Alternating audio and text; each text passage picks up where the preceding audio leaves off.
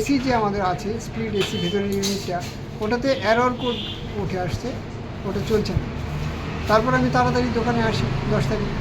আসার পরে আমি দেখি যে বাইরের ইউনিটটা আছে, এসির একটা বাইরের ইউনিট থাকে, ওই ইউনিটটাতে একটা কপার পাইপ থাকে, কপার পাইপ থাকে।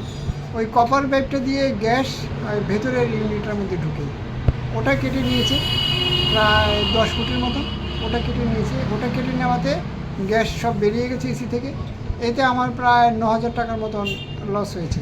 কে কেটে নিয়েছে বা সেটা কি দেখতে পেরেছে? যারা কেটে নিয়েছে ওদের আমার দোকানের বাইরে সিসি ক্যামেরা রয়েছে, ওই সিসি ক্যামেরাতে ধরা পড়েছে কারা এখানে এসছে।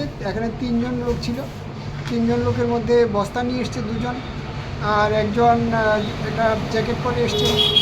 এই লোকটাই আমার দোকানে ঢুকেছে, ঢুকে যে ট্রান্সফরমারটা আছে আমার দোকানের কাছে, আমার দোকানটা হলো কানাড়া ব্যাংকের, বিশালগড় কানাড়া ব্যাংকের ব্রাঞ্চের নিচে, কেক্স অ্যান্ড ব্রাঞ্চ ডিলাইট। তো ওখানে যে তাদের যে ট্রান্সফরমারটা রয়েছে তাতে কাট আউট আছে 3টে ব্যাংকের, ওই 3টে কাট আউট চোরটা খুলে নিয়েছে। সেটা সিসি ক্যামেরা ফুটেজে ধরা পড়েছে, সেটা আমি আপনাদের দিয়েছি। চুরি যদি চলতে থাকে, একবার চুরি করাতে আমার প্রায় 10,000 টাকা লস হলো। দ্বিতীয়বার যদি আবার এরকম হয় তাহলে আমার আবার 10,000 টাকা লস হবে। তো আমার রোজগার কত যে আমি প্রত্যেকবার ঘন ঘন চুরি হবে আর 10,000 টাকা করে আমি কত হাজার টাকা, কত লাখ টাকা আমি পুলিশকে জানিয়েছিলেন? হ্যাঁ, পুলিশকে জানিয়েছিলাম। পুলিশ থেকে আজকে এনকোয়ারি হয়েছে। তো আচ্ছা, ঘটনাটা আমি জানতে পেরেছি কালকে রাতে। আমি ফুটেজগুলি দেখেছি কালকে রাতে, আর আজকে সকালে দেখলুম। এই দেখার পর আমি পুলিশে জানাই, পুলিশ থেকে এনকোয়ারি হয়, তারা তাদের তদন্ত করছে। এখন আমার বক্তব্য হলো যে এইভাবে যদি চুরি চলতে থাকে আমার এখানে বা অন্য জায়গাতে, তাহলে তো মানে এটা আমাদের একটা বড় মাথা ব্যথার কারণ।